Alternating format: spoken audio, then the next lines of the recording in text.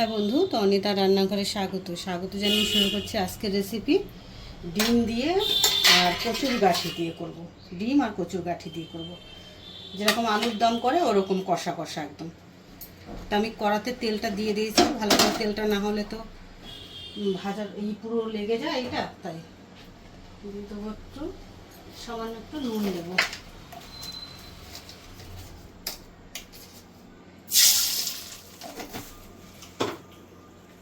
এবার আমি এটাতে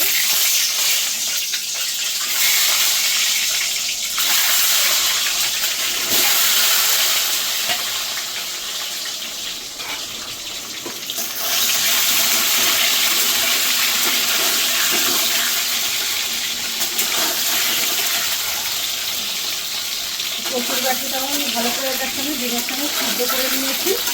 এবার দুটো দিয়ে আমি একটু ভালো করে ভেজে নেব। ভেজে নিয়ে তুলে দেবো। এবার হালকা ভাজবো, ডিমটা তো ভাজা হয়েই গেছে।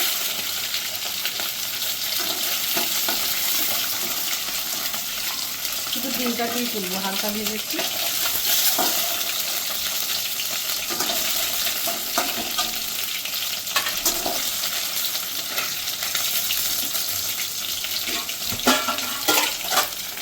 এবার আমি এটা একটু জিরে দিয়ে নেবো।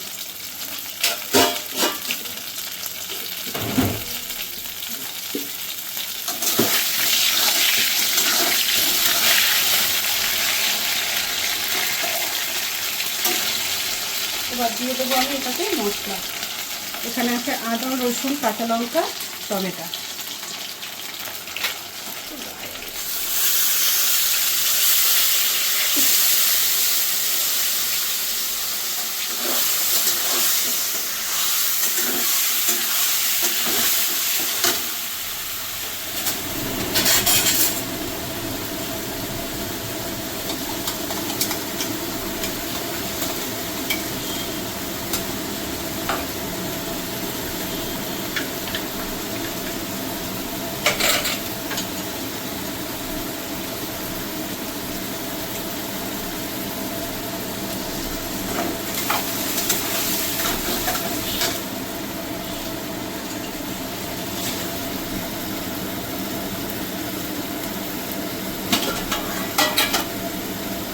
এবার এটাতে দেবো পরিমাণ মতো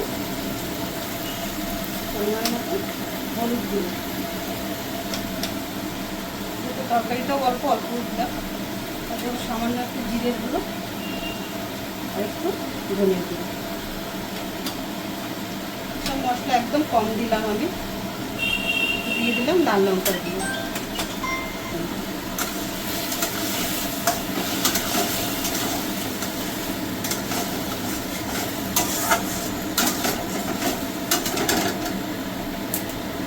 এটাতে একটা তেজপাতা দেবো, তেলে দেবো করে সে ভুলে গেছি। আর মশলাটাকে আমি একটু ভালো করে কষিয়ে নেব।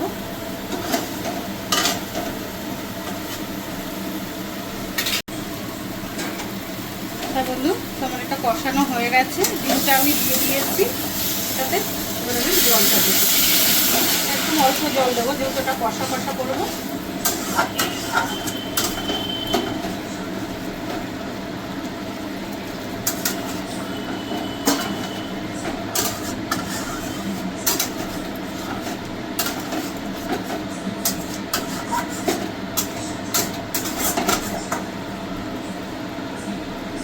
বন্ধু 5 মিনিট ফুটে গেলে আমার ডিমের ঝোল রেডি। হ্যাঁ বন্ধু, তো আমার এই তরকারিটা হয়ে গেছে। গাঠি দিয়ে ডিমের কষা। একটু দিয়ে দেবো সামান্য একটু গরম মশলা।